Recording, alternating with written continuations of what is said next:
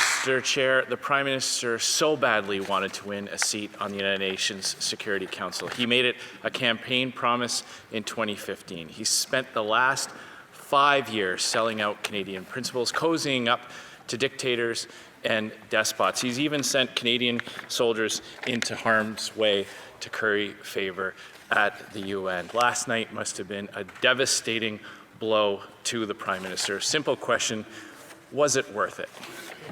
The Right Honourable Prime Minister. Mr. Speaker, Canadians always expect their country to step up on the world stage, and that's exactly what we've done over the past 5 years.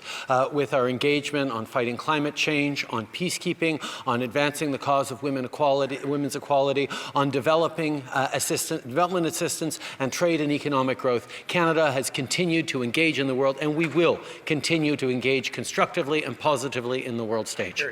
Mr. Scheer. Except, Mr. Chair, that's not what he did. He remained silent when standing beside leaders of countries with terrible human rights records because he was afraid of offending them and losing their vote. That is his legacy in chasing this vanity project, Mr. Chair. The Prime Minister shook the hand of the Iranian Foreign Minister and even bowed just a month after that country's military shot down a plane with dozens of Canadians on it. So again, was it worth it? The Right Honourable Prime Minister. Mr. Speaker, I'll take no lessons on international engagement from a party that promised to cut foreign aid in the last election. Fortunately, Canadians didn't agree with them and has returned a government that continues to look at staying positive and engaged on the world stage. Yes, we have always stood up clearly and strongly for human rights, for our values, and we will continue to, even as we engage constructively around the world. Mr. Scheer. Mr. Speaker, this Prime Minister has sent billions of dollars of taxpayers' money to countries with economies more advanced than Canada's or led by dictators with terrible human rights records. That is his legacy. He's also turned his back on our friends and allies, voting in favor of one-sided anti-Israel resolutions at the United Nations in order to curry favor from countries who do not acknowledge Israel's right to exist. So again, was it worth it? The Right Honourable Prime Minister. Mr. Speaker, every step of the way, we've continued to stand up strongly for Canadians' values and for Canadians' interests on the world stage. It is in our interest to see a more peaceful, more prosperous world in which everyone has a real and fair chance to succeed, and that's what we've been contributing to. On the question of Israel, we have stood strongly by Israel as a friend, but we have also expressed our concern about the annexation policy that they've put forward. These are issues that are complicated, but Canada will always stand true to its values and to our approach on the world stage.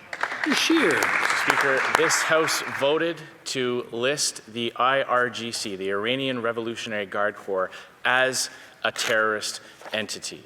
This Prime Minister refused to take action and do that. He's also refused to impose any Magnitsky Act sanctions on human rights abusers around the world, all in an attempt to curry favor with those dictators and despots at the United Nations, selling out Canada's values in pursuit of this seat. Now he comes back empty-handed, coming in last. So again, was it worth it? The Right Honourable Prime Minister.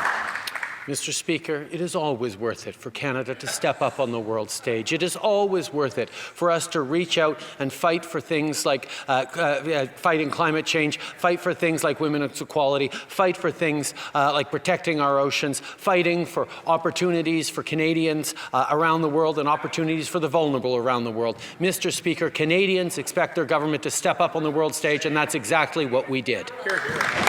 Mr. Scheer. But that's not what he did, Mr. Speaker. You see, when he was in the same room as dictators and despots and leaders of countries with terrible records, he was silent. In fact, he stood right beside the president of Senegal when that president defended Senegal's laws making homosexuality a crime. The Prime Minister said nothing. He was silent. He's even using Canadian tax dollars to invest in oil and gas projects in other countries in order to win favor as well. So again, when we look at this government's record, when we look at his personal his personal record on the world stage. Our relationship with India has been damaged by his action. We have a worse trade deal than he inherited. He's angered with his erratic behavior our partners in the Pacific area. And at the end of it, he came home empty-handed. Was it worth it? The Right Honourable Prime Minister. Mr. Speaker, Canada has continued to stand strong on the world stage, to engage with countries around the world in need of support, in need of economic opportunity. We have consistently stood up for our values, unlike the Conservatives that have slashed protection for the world's most vulnerable women by not funding reproductive rights and services around the world, by not standing up for LGBT communities. Canada has always stood up for progressive values on the world stage, and we will continue to, Mr. Speaker.